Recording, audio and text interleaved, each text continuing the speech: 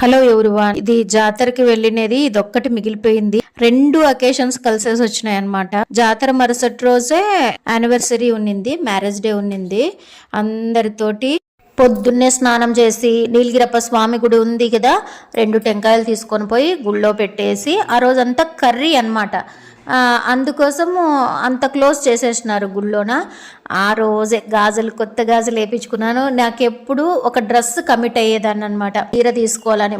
మళ్ళీ అక్కడి నుంచి ఇంకా కిందికి రోజులు గడిచే కొద్దీ చీరతో పాటు అంటే బట్టలతో పాటు చాలే ఒక డజన్ గాజులు వేసుకుంటే చాలు అనని నా థాట్స్ అనమాట. నా ఆలోచనల్ని తగ్గించుకుంటూ వచ్చేదాన్ని. అంటే కోరికల్ని చంపుకుంటూ రావాల్సిందే కదా ఒక ఏజ్ అనేది పెరిగే కొద్దీ, అలాగనమాట.